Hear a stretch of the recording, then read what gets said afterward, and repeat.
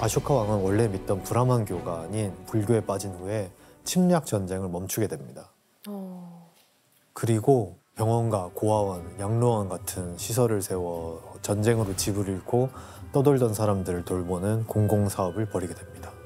아쇼카 왕이 이 전쟁을 멈추고 공공사업을 벌인 게 불교랑 뭐 어떤 관련이 있는 거예요?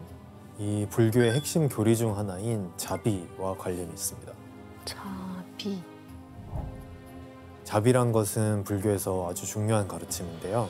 자는 중생에게 즐거움과 행복을 베푸려는 마음이고, 그다음 비는 중생의 고통을 불쌍히 여겨 그 고통을 덜어주려는 마음을 뜻합니다. 아쇼카 왕은 자비의 가르침에 크게 감화돼서 모두에게 인도적이고 자비로운 태도를 보이며 마침내 불교로 개종까지 하게 된 것이죠. 여기서 문제를 내겠습니다. 아쇼카 왕은 불교의 영향을 받아 이것을 금지하는 법을 인류 최초로 만들게 됩니다. 이것이 무엇일까요? 인류 최초? 정답. 네, 딘딘 씨 육식. 오답입니다. 관련이 있나요? 방금 딘딘 씨가 말씀하신 거하고 관련이 있습니다. 정답. 네. 그 고기를 얻기 위한 동물을 죽이는 사냥? 혜성 씨 오답입니다. 정답. 규현 씨 말씀해 주세요. 어쨌든 이게 항상 고대부터 다 같이 모여서 뭐 부족이든 이런 나라든 뭔가 축제 같은 게 있었잖아요. 그래서 이런 파티나 네, 축제 같은 것을 금지해요. 거기 막 음식도 많이 들어가고 하니까. 네, 규현 씨 오답입니다. 힌트를 드리자면은 요즘 동물 관련해서 이런 뉴스가 나오면 사람들이 이렇게 많이 화를 내고. 정답. 네, 딘딘 씨 동물 말씀해 학대? 주세요. 네, 맞습니다. 딘딘 씨 정답입니다. 아, 동물을 괴롭히지 말라고? 아, 그때 처음이었구나. 네, 그래서 불교에서는 살아있는 존재를 해치면은 그 악업이 결국 자신의 고통이 되어서 돌아온다고 봅니다.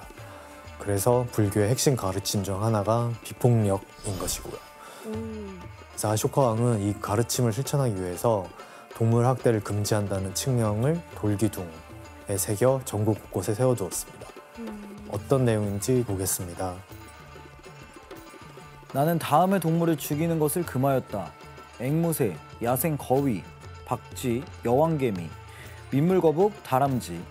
새끼를 가졌다거나 키우고 있는 암염소, 암양, 암돼지와 생후 6개월이 안 된 어린 가축을 죽이는 것을 금한다. 생명을 되게 존중해주는 느낌이에요. 네, 또 아쇼카 왕은 그 동물을 위한 치료소까지 세웠습니다. 게다가 약초를 동물 치료에 쓰게 하는 제도도 만들었습니다.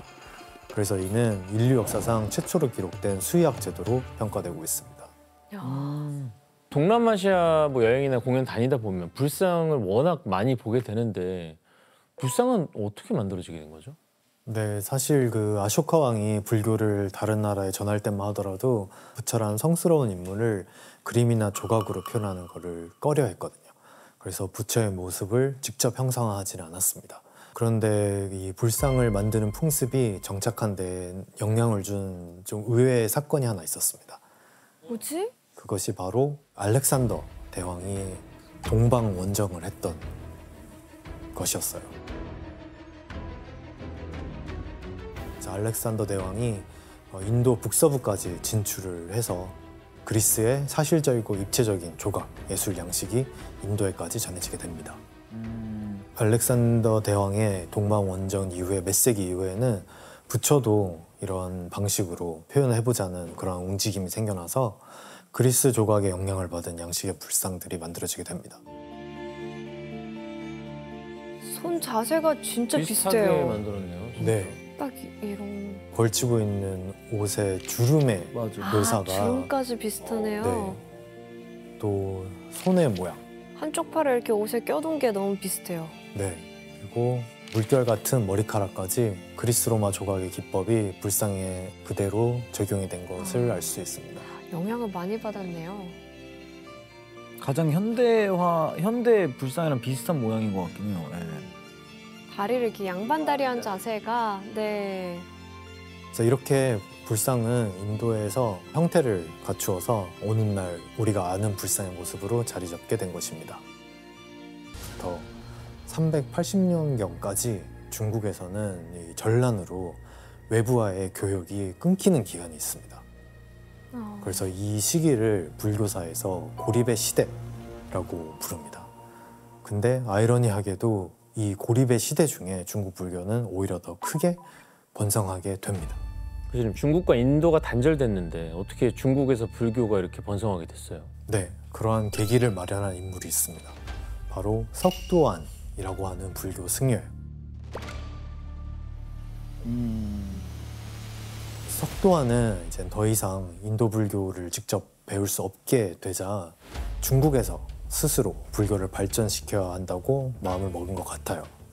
그래서 제대로 번역이 안 된 경전에 스승 없이 직접 주석을 달기 시작합니다. 그래서 석도안이 처음으로 이런 작업을 시도를 하면서 승려들은 교리를 더 깊게 이해할 수 있게 되었습니다. 그리고 또 그 제자들도 빠르게 늘어나서 400명 이상이 각지로 퍼져 불교를 전하게 됩니다. 교수님, 그러면 승려들이 불교를 전할 때 그 민중들의 반응은 어땠어요? 네, 이때까지만 해도 민중들은 아직 불교의 교리를 완전히 이해하지는 못했습니다. 그런데 불교가 보여준 이것에는 크게 매료가 되었죠. 그게 어떤 것이었을까요? 불상이었을 것 같은데. 자비? 네, 그게 사후세계관입니다. 죽고 난 다음에 어떠한 일이 일어나는가. 윤회사상? 아, 네, 당시 중국은 전란 때문에 되게 평범한 사람들도 죽어나가던 그런 시대였습니다. 그런데 사람이 죽으면 어떻게 되는지, 무슨 일이 일어나는지 이렇게 체계적이고 구체적인 설명을 제공하는 종교가 아직 없었어요. 근데 불교의 사후세계관은 굉장히 명확했습니다. 바로 앞에서도 설명했던 그런 윤회와 업의 법칙, 이런 것 때문입니다. 착한 일을 쌓았으면 천상의 신이나 인간으로 다시 태어나고, 나쁜 일을 저질렀으면 짐승으로 태어나거나 지옥에 떨어진다고 생각을 했습니다. 그래서 이처럼 개인의 삶과 행동이 사후세계를 결정한다는 불교의 사후세계관은 당시 전란에 시달리던 중국인들에게 큰 매력으로 다가왔고, 불교를 배우려는 승려들 역시 점차 늘어나기 시작했습니다. 8가지 지옥이 있는데 그중 무시무시한 형벌을 받는 곳 중 하나가 바로 초열지옥이라고 불리는 곳입니다. 아이고. 그림만 봐도 잔이 나. 여기는 이제 어떤 사람들이 가는 곳일 것 같나요? 열이니까 약간 화 많은 사람들, 화내는 사람들. 빨간색이니까 피를 보게 살인을 저지른 사람들. 아니면 고기를 너무 많이 구워 먹은 사람들은 아니겠지. 살생? 그러니까 사람을 네, 맞습니다. 정답.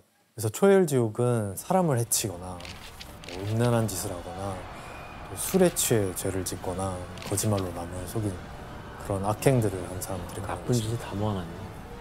그래서 이 지옥에 간 죄인들은 불타는 쇠집 위에 깨어져서 몸이 구워지는 형벌을 당합니다.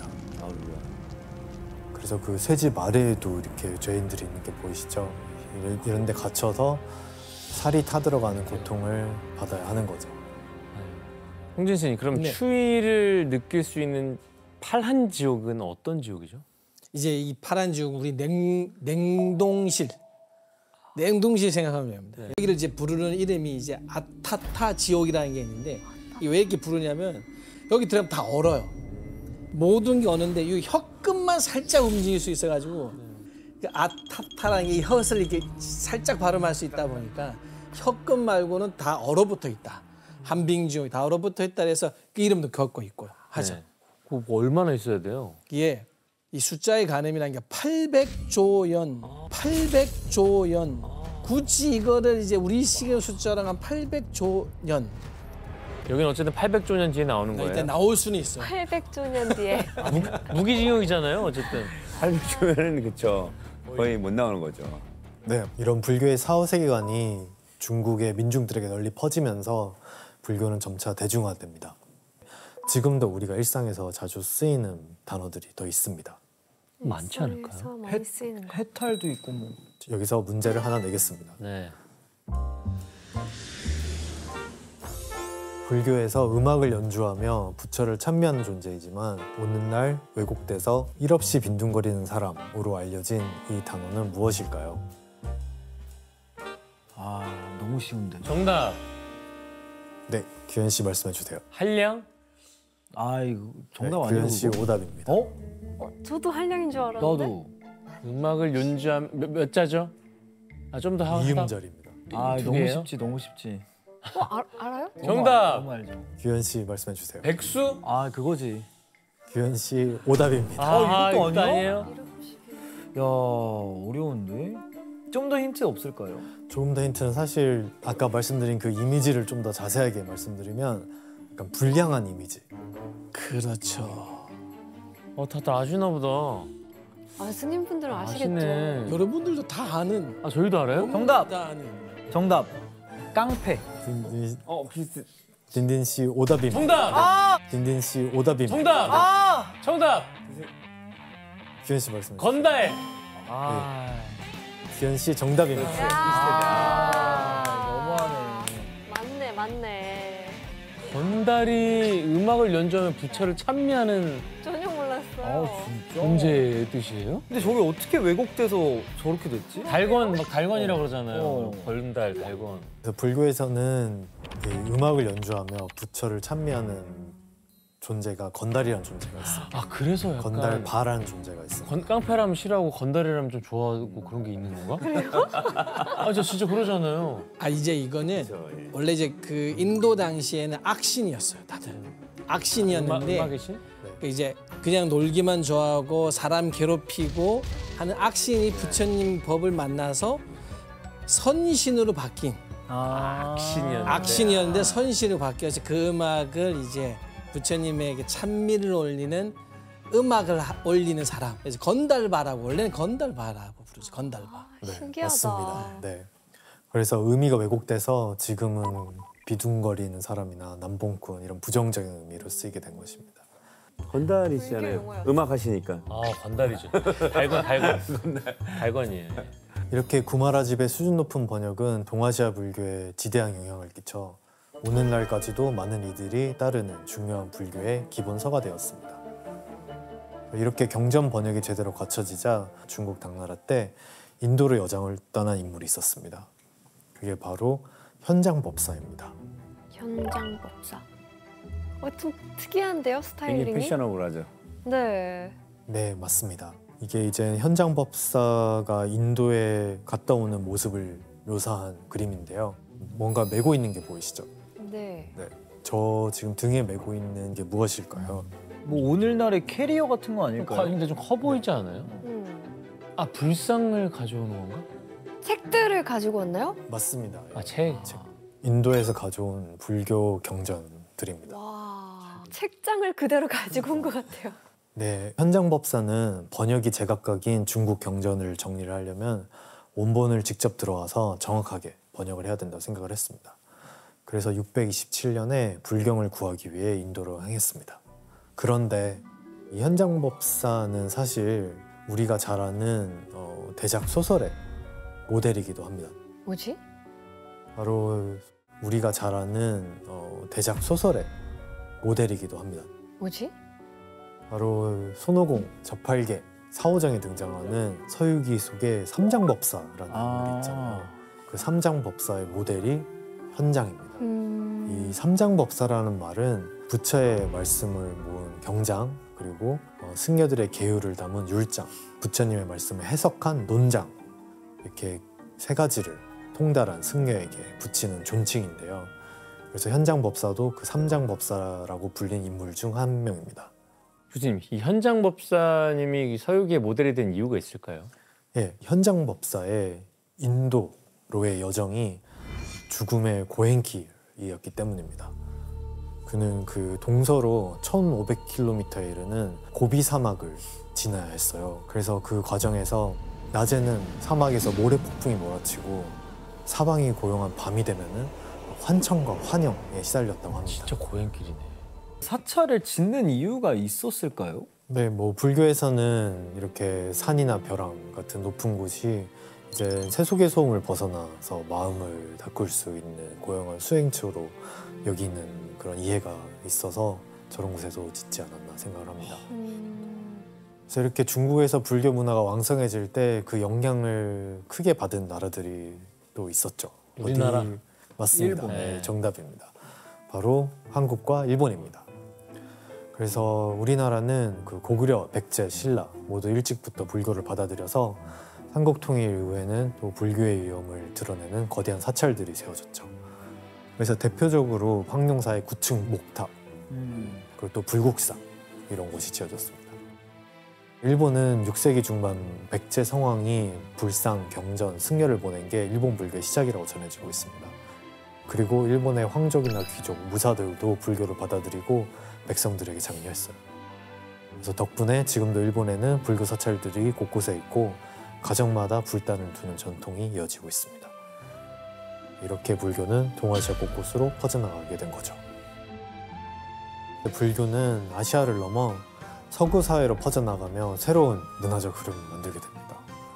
그래서 기존 종교의 한계를 넘어선 대한 종교로서 각광받으며 서구 사회에서 위상을 떨치게 된 거예요. 그리고 그 흐름의 중심에는 바로 치유와 평화를 외쳤던 청년들, 히피가 있었죠. 히피가 탄생한 1960년대 미국은 굉장히 혼란스러운 사회였어요. 베트남 전쟁과 존 케네디 암살, 마틴 루터 킹 암살, 흑인 폭동과 같은 충격적인 사건들이 이어졌죠. 그래서 청년들 사이에는 미국 기득권 사회는 부패하고 폭력적이라는 인식이 퍼지게 되죠. 게다가 당시 경제 호황을 맞은 미국은 소비 문화가 극에 달해 있었어요. 그래서 부모 세대는 그걸 행복이라 믿었지만 청년들 눈에는 달랐죠. 그래서 인종차별은 여전하고 전쟁에서는 젊은이들이 죽어가는데 사회는 오직 돈과 성공만을 이야기했던 거죠. 결국 이런 모순에 질린 청년들은 기득권 사회를 거부하고 새로운 문화를 꽃피우게 됩니다. 그것이 히피 문화입니다. 히피는 제가 아는 걸로는 굉장히 자유롭고 그렇죠. 약간 자유분방하고 그런 환락에 빠져 살고 약간 이런 네, 기성세대의 문화의 저항을 표현하는 방법 중에 하나가 무소유의 실천이었습니다.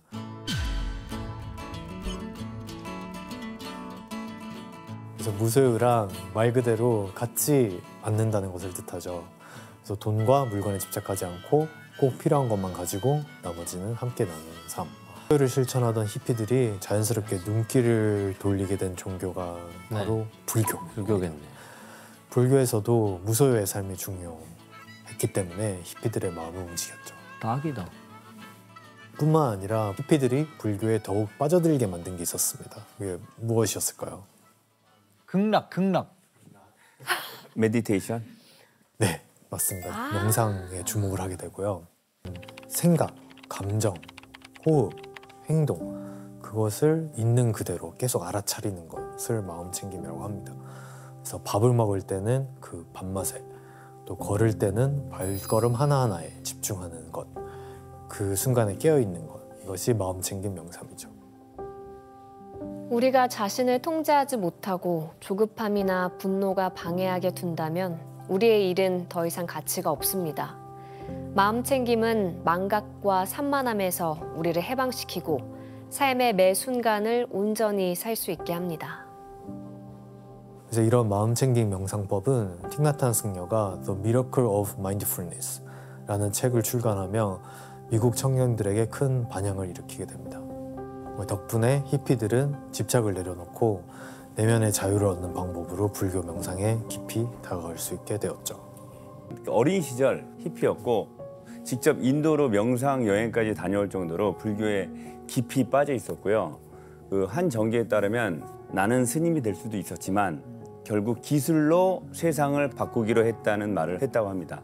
근데 뭐 잡수뿐 아니라 그 세상을 떠난 천재 DJ 아비치라고. 아비치도 불교예요? 아비치도 그러니까 외국에서 사람들은 불교를 종교로가 안 받아들이고 메디테이션과 필라소피, 명상과 철학으로 받아들이는 거예요. 그래서 아비치도 불교에 빠져서 명상을 하러 막 하고 그랬어요. 종교가 아니구나.